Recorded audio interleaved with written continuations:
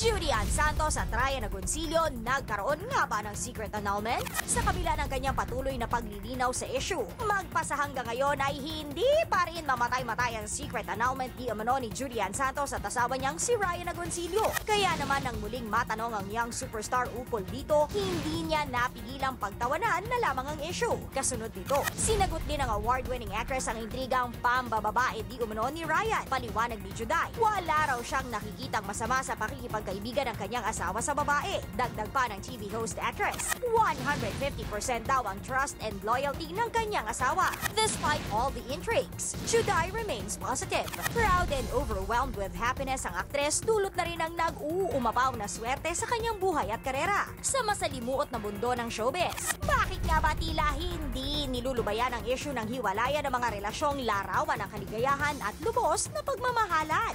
Ang latest punto por punto. Ito ang pagkakataon siyang amin na ibibigay natin ang sahig ang floor. Yes. Kay Direk Joey bilang Reyes. malapit ka Naman, kay Juday at kay Ryan. Alam mo, ang katakataka nito, nung Sabado lamang, tumawag sa akin si Ray dahil iniimbita ako sa kanilang mga tahanan dahil may konting pagsasalo. 3 blocks away lang kayo, No, di ba? we just live 3 blocks away. Alam mo, takang-taka ako kung saan ang gagaling ito. Tama. Dahil kasi di ba nila sinasabi nila where there is smoke, there is fire. Yun na nga. But Hindi dito, sa lahat ng pagkakataon. Hindi sa lahat ng pagkakataon dahil dito, I mean, it's all smoke but where is the fire? Unang-una, kapitbahay ko po, asan ang camera ko? Kapitbahay ko po yung mga yan. Imposibleng hindi malaman ng komunidad kung nagkahiwalay ang dalawang kasing popular na taong katulad ni Judy Ann Tama, at Ryan. tama. Unang-una, ang network na lamang ng maids, ang unang makakarating sa'yo. Doon mga At saka Direk naman, sabi, nag-submit na raw ng annulment para sa proseso ng annulment. Sing lalaki ng pangalang Ryan Agoncillo, Judy Ann Santos, may itatago mo sa hukuman. Exactly. Clerk of court pa lang, doon pa lang may anasan na kukwento na yan sa iba. At ititip na yun sa ibang tao. Paano may tatago yun? Ang katakataka nito, why is there parang may concerted effort na siraan ang Demolition. estado ng mag-asawa? Yun na nga.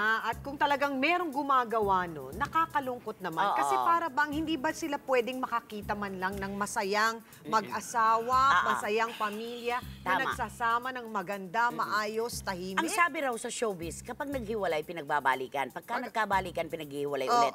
Pero kakaiba ang senaryo kina Juday at kay Ryan, nakikita naman natin kung gaano ka-harmonious ang kanilang samahan. Ay, hindi matanggap ng tao na masaya sila. Tama. Bakit nga? Unang-una siguro, ito tinitingnan ko ito, I may be overreading it, i-correct nyo lang ako. Unang-una kasi is, yung mag-asawang yan ang #1 endorsers ng family products. Yes. Agree kami ni Nanay dyan. Dami. Sa oras na siniraan mo ang kanilang imahe sa audience, sa publiko, dahil marami talaga namang naniniwala. Ang dami-dami nagtitweet, ang dami-dami nagtitext, ang dami-dami nagtatanong sa akin.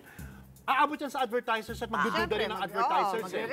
So sabi ko, ito ba ay concerted effort na siraan sila dahil sa kanilang, dahil namamayagpag sila ngayon? Baka may minamanok na gustong ilipat yung magagandang produktong ito doon sa kanilang manok. Pwede rin Ano na bago pang issue? Di umano, nahawa raw ng isang sakit si Juday kay Ryan. ko, Panginoon. Lahat yan, Direk, asahan mo ng marami pang susunod na senaryong imposible.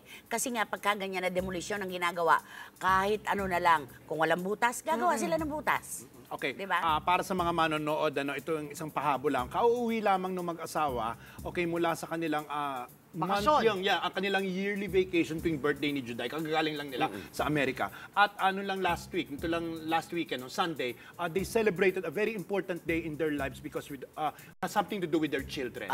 Tama. Kung meron pa dyan nagdududa, kung talagang magkahiwalay si Judy Ann at si Ryan, maging masaya na lang tayo para sa mga taong masaya. Dahil lalo na sa panahong ito na ang gulo-gulo, dapat ay nag-overflow ang puso natin sa happiness. Dahil may mga ganitong couples, diba? Alam mo naman bitter people want more bitterness. Huwag naman sanang gano'n. Ano nga, Direk? Dahil sa dami ng Misery problema. Loves Company. Misery sa Loves dami ng Company problema, and they sa want dami to make a nangyayari. show out of it. Yes. Huwag naman. Tama na. Let's all be Pabayaan positive nating and maging happy sila.